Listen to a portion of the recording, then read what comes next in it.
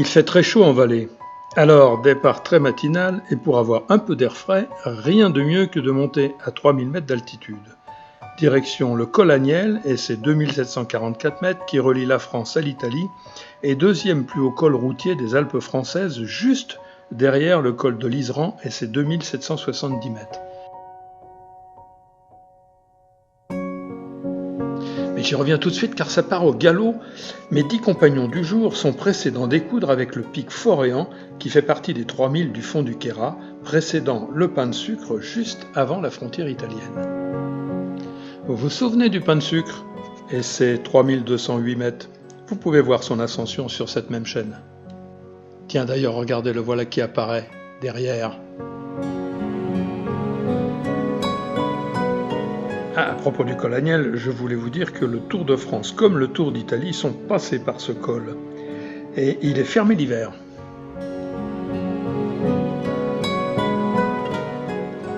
On aperçoit l'observatoire de Château-Renard, haut lieu de l'astronomie française. C'est le plus haut de France, avec une pollution lumineuse très réduite, réputé comme le meilleur site astronomique d'Europe.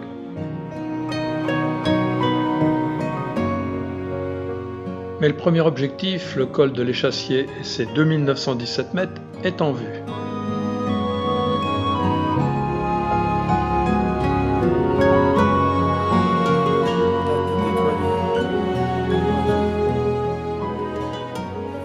Ah, ça faisait longtemps, mais là c'est un festival.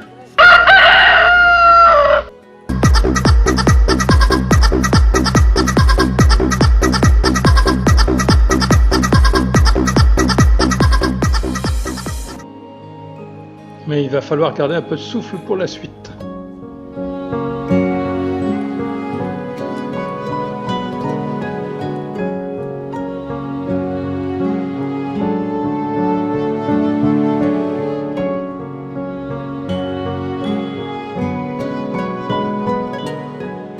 Et comme souvent, les nuages italiens de la plaine du Pô sont en embuscade à la frontière italienne.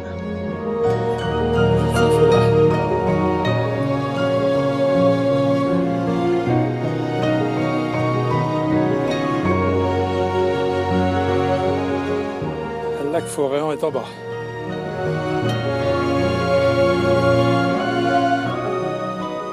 Le pic Foréan est maintenant à portée, mais nous allons devoir traverser des blocs de roches délitées, enjamber quelques dalles, escalader une petite barre rocheuse, et le tout entouré de quelques pentes vertigineuses où le faux pas n'est pas autorisé.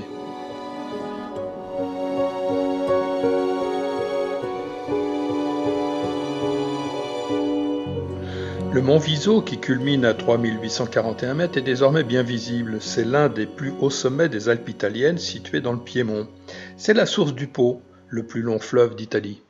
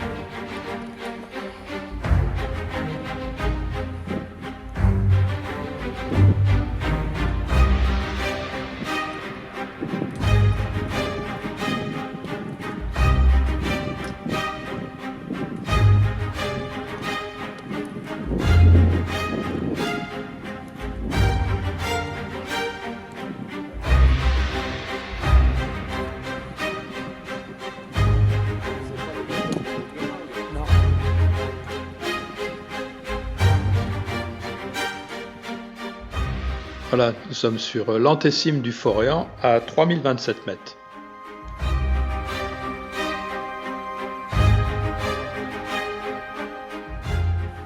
Et le pic nous attend là-bas en face.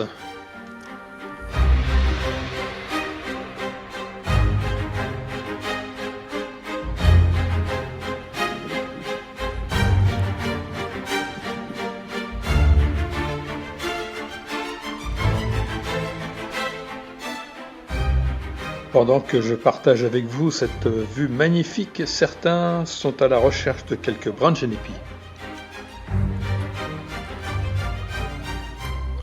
Un peu tard, bredouille ou presque, allez, je te fais sentir celui de notre précédent passage. Et ça fait même marrer les marmottes.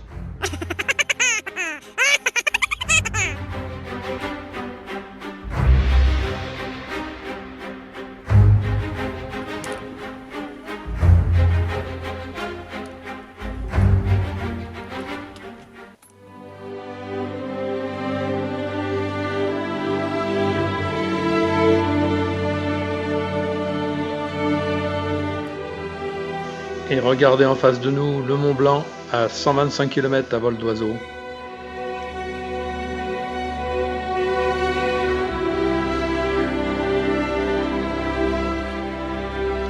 Et en contrebord, deuxième partie de notre randonnée, les lacs de l'Échassier et Foréan que je vous propose de rejoindre.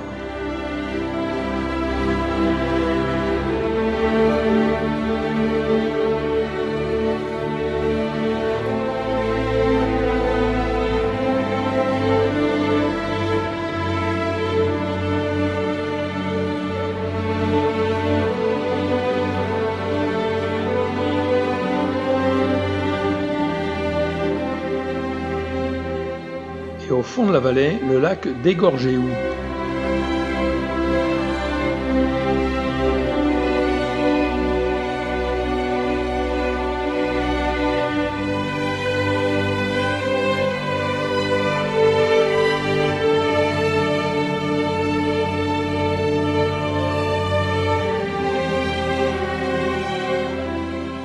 Voilà donc notre chemin de descente qui va nous mener au lac de l'Échassier.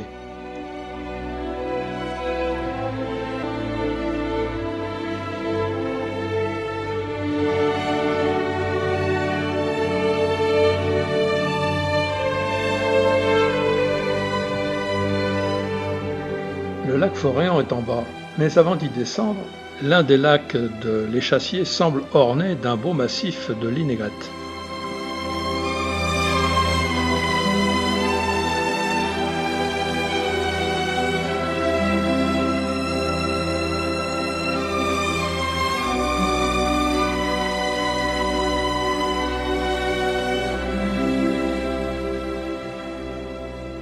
Nous voilà donc au lac Foréan, majeur du Queyras, situé à proximité de la frontière italienne et entouré de sommets de plus de 3000.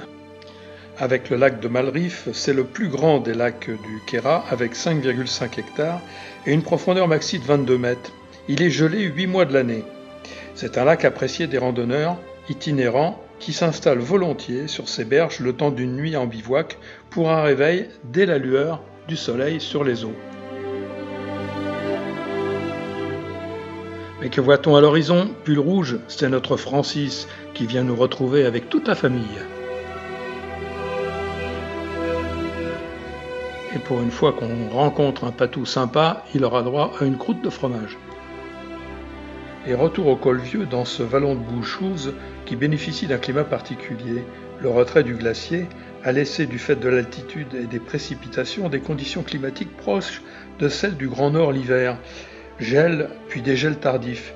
Et c'est le terrain de jeu préféré de nos amis cafistes qui terminent souvent la saison de ski, de randonnée dans le secteur. Un dernier coup d'œil sur la Taillante, le lac Foréan et le vallon de Bouchouse.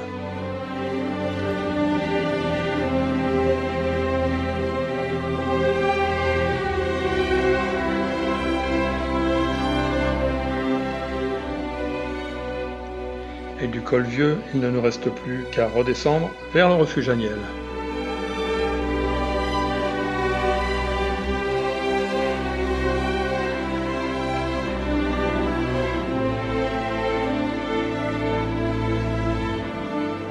Dans la mythologie romaine, Uranus, dieu du ciel, renvoyait ses enfants dans le sein de leur mère, à tel point que celle-ci, excédée, arma l'un d'eux, Saturne, d'une grande serpe aiguisée avec mission de châtrer son père.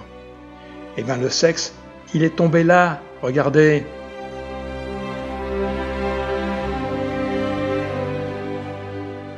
Bon, ça c'est ma version, mais vous n'êtes pas obligé d'y croire. C'est peut-être tout simplement une marmotte sac au dos qui se repose. Bon, bah, l'arrivée est proche. Et vous voyez qu'on n'était pas tout seul.